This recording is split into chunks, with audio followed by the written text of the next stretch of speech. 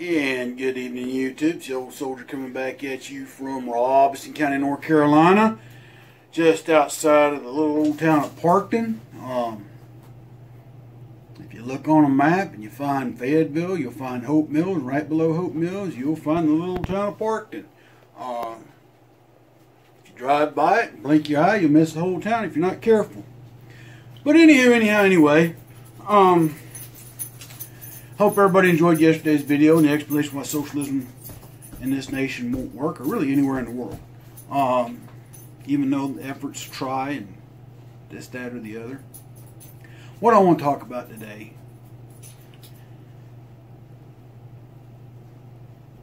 well, cut to the chase.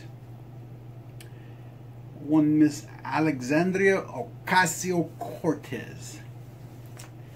I'll talk about that young lady in just a little bit of detail or depth.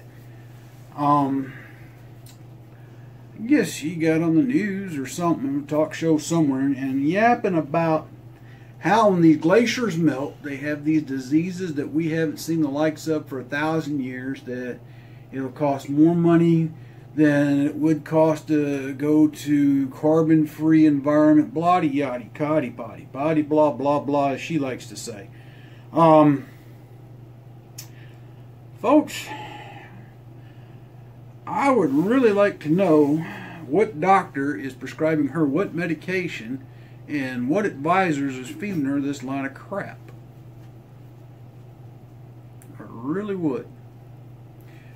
It would be one thing if what she presented had some bona fide merit to it. Do the frozen glaciers potentially have parasites? Yeah. Any fresh water source has the potential of being contaminated with parasites.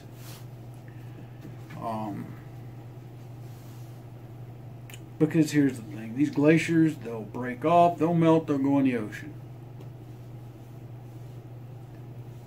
But for her to say some of the stuff she's saying is just, my God, stupid. And I don't like to get on politics too much anymore.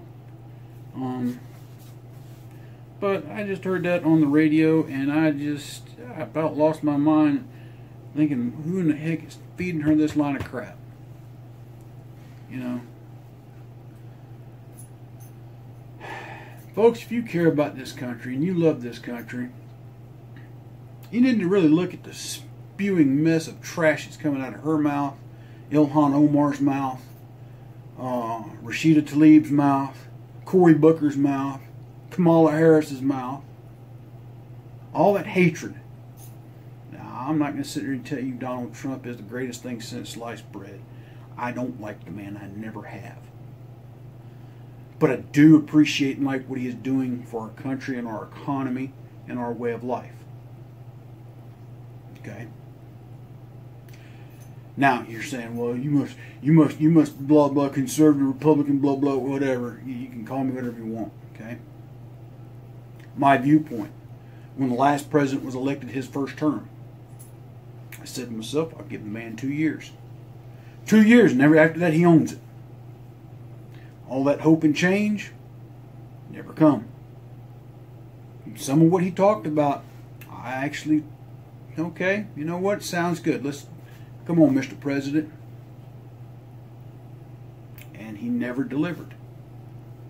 Now, there'll be some that argue that he did, but I'm just telling you, he didn't.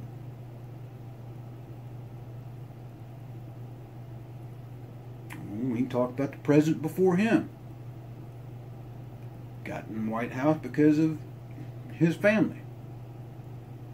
Now, as a person, George Bush, I've got nothing against. I kind of respect him as a man, to some extent. Overall, as a president, he wasn't great, but he wasn't bad.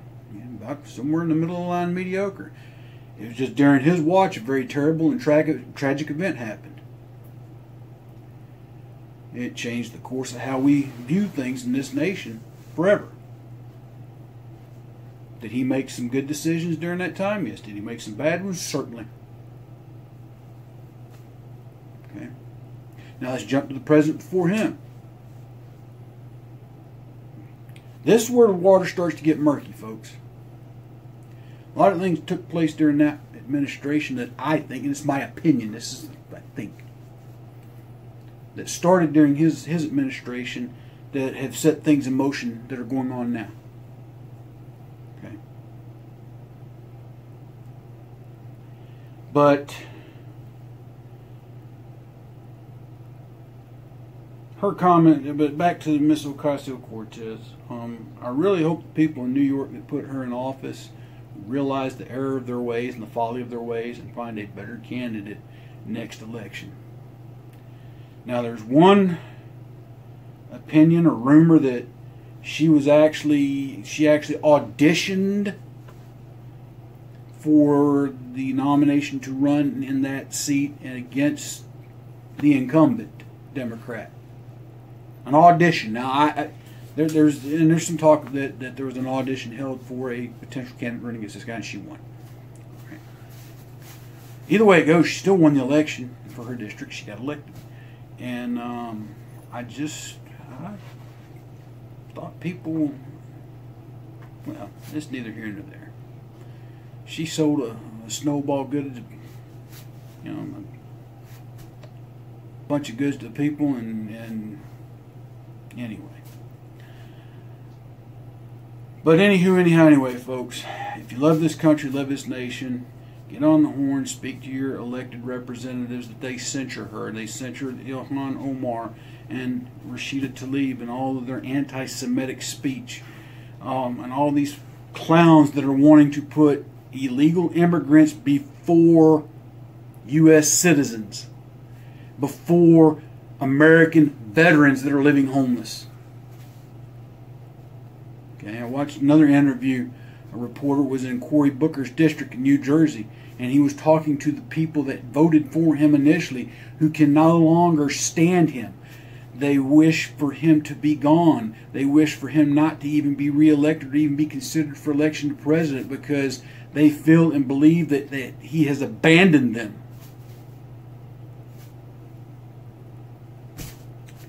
Maybe he has, maybe he hasn't.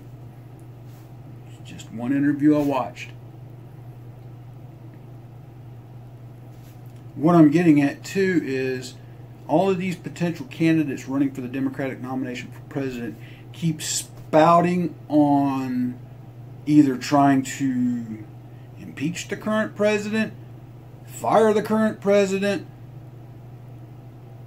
take away your guns, and allow open borders so illegal immigrants can be immigrants. It's a recipe for disaster. Again, I don't have a problem with anybody coming to this nation legally, properly, and earning their way through. There was some flack when the president said that trying to get a bill or something passed to where potential immigrants coming to this nation, if it looks like that they're going to need to depend on government welfare, government support, that they'd be denied their green card or their immigration status. Yeah, I kind of agree with that. If you can't come here and get on your own feet, don't get me wrong, it's not easy for everybody. I'm not saying that it's easy, and I'm not saying people do not need a helping hand. Everybody needs a helping hand at times. Right now, I could use a helping hand. But at the end of the day, the government cannot sustain such a magnitude of that type of welfare, considering so many people get onto these programs for assistance and stay on them. Now, yes, I understand some people it is by circumstances, but other people think that it's an entitlement, that they're allowed to stay on it, and that they should stay on it forever, ever, ever and a day. That I do not agree with. At least under the Clinton administration.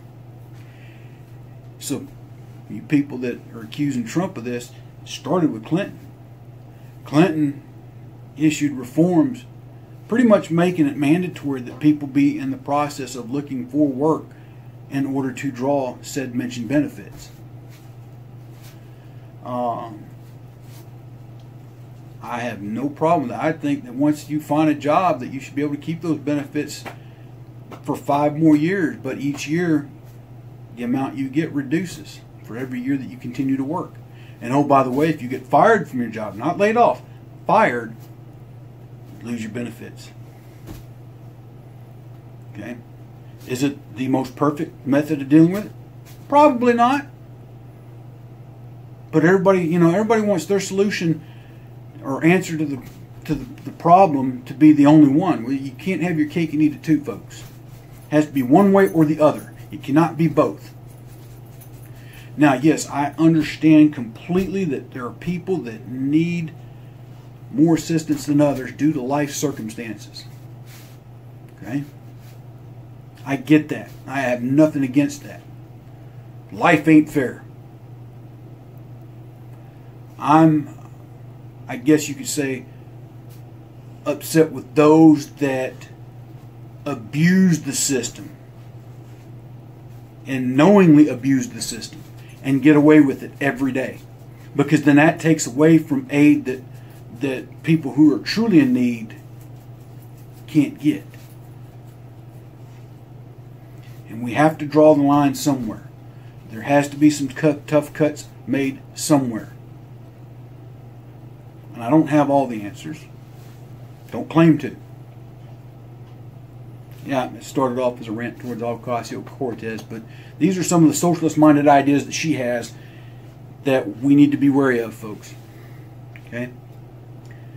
But anyway, I appreciate y'all watching. I just want to get that off my chest, because like I said, when she speaks and I hear her talk, I just start to cringe, because you don't know what's going to come out of her mouth next, and whether it's factual or some mumbo-jumbo that she has made up, or the fact that she does not know how to speak in public.